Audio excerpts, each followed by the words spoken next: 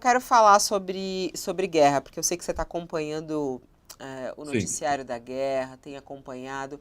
Me chamou muita atenção a atitude de Israel agora, porque foi com um custo, mas o Conselho de Segurança da ONU finalmente conseguiu chegar a um acordo para pedir uma pausa humanitária em Gaza. 12 dos 15 países apoiaram o texto, entre eles Brasil e Estados Unidos, que da vez que o Brasil apresentou isso, rejeitaram e eles tinham poder de veto e por isso foi rejeitado.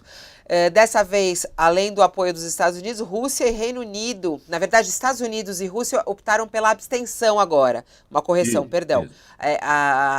Foi pela abstenção. E não como eles têm poder de veto, eles optando pela abstenção, isso faz com que passe, né? Então, 12 dos 15 países apoiaram, e aí a gente teve a abstenção de Estados Unidos, Rússia e Reino Unido, o que faz com que a coisa passe, né? Não seja bloqueada como aconteceu da outra vez.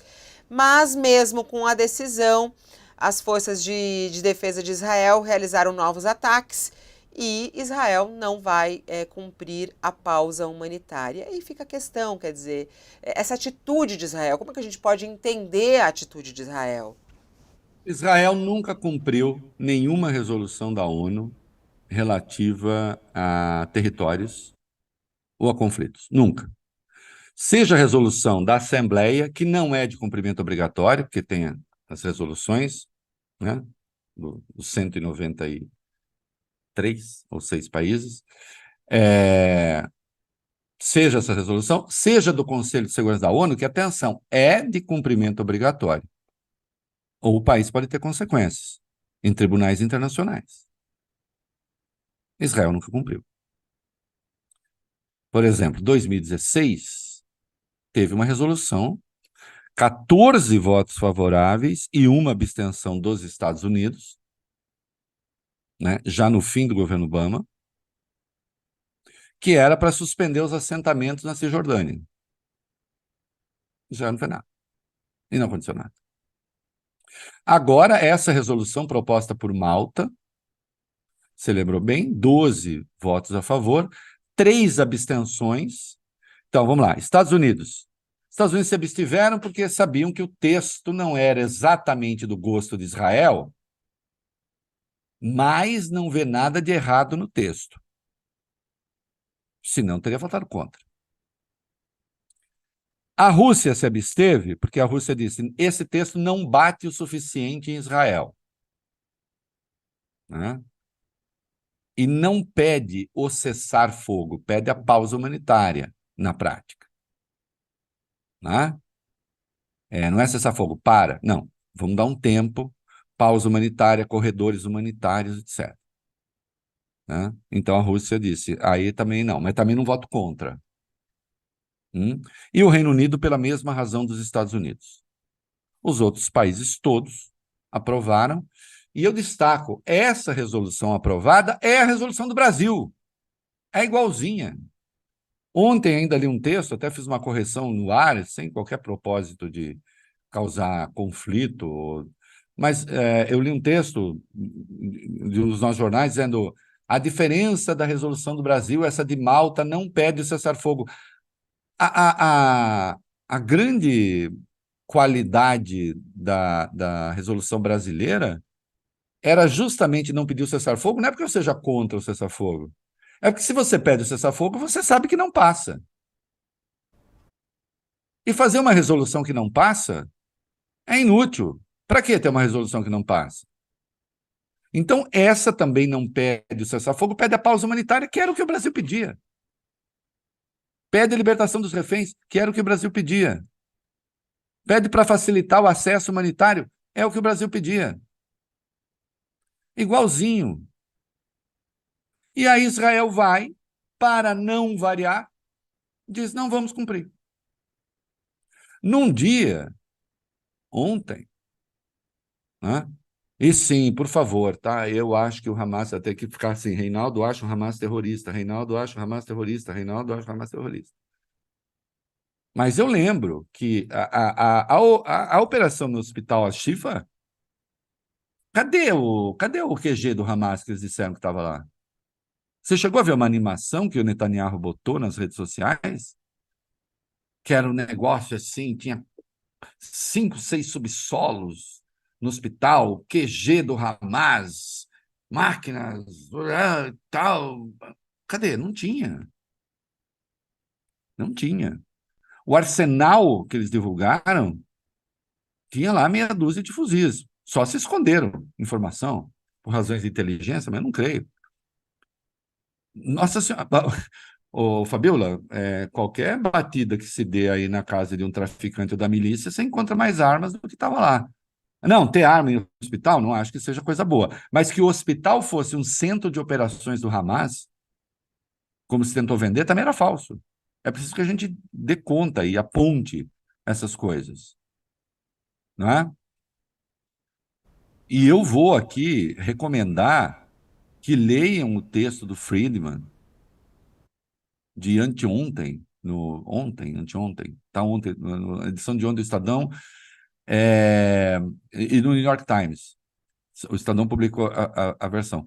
Pegue o Thomas Friedman, né, e ele está dizendo: os Estados Unidos hoje são reféns do Netanyahu. E é preciso que deixe de ser. E é preciso que se apresente. Olha só, alguém falou disso. Uma proposta de paz. Thomas Friedman está falando isso.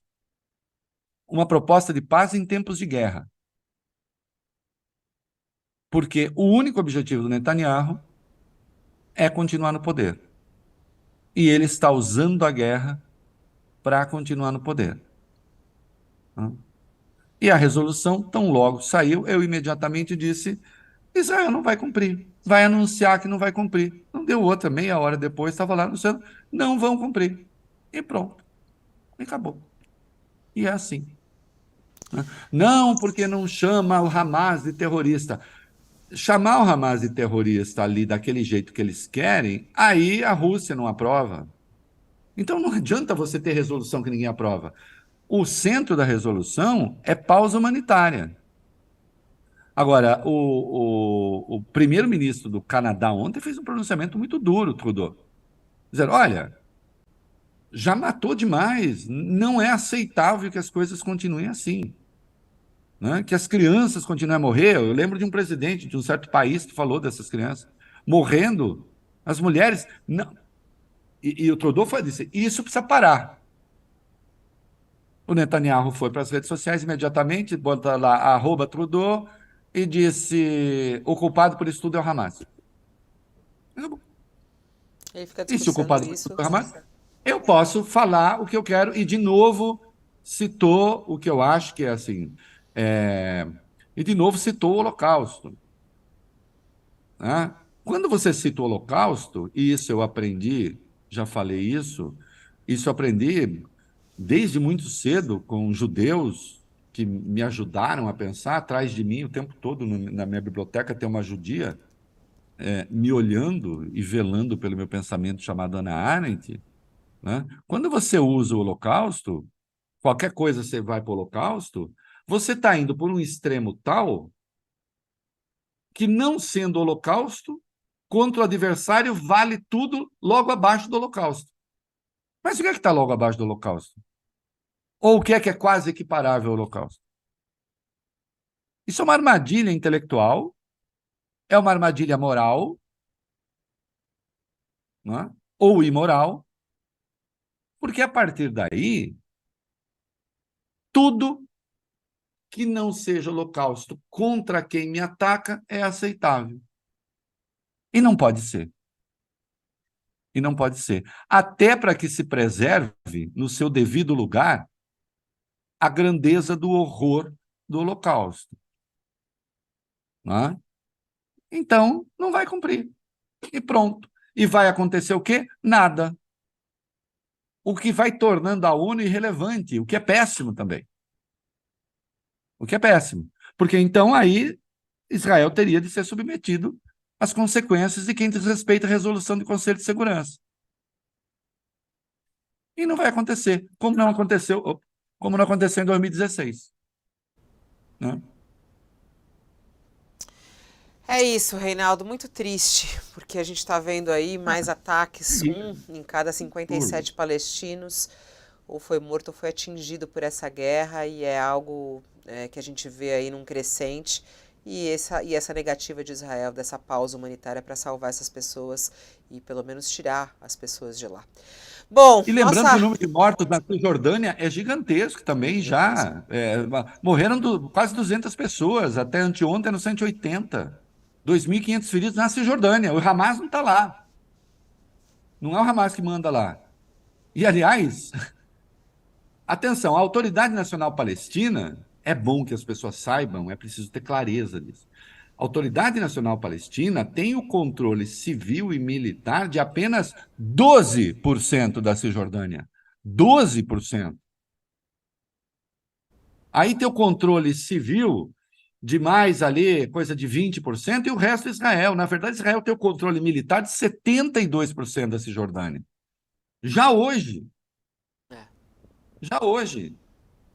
Então, assim, ou essa questão entra, não, agora vamos primeiro. Não, não tem essa.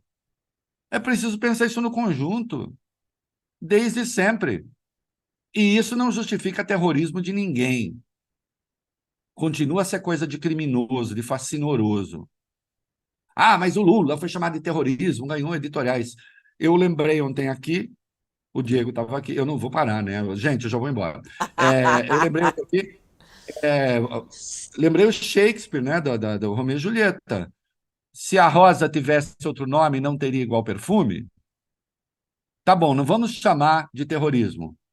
Vamos chamar de, sei lá, isqueiro. Vamos chamar de copo.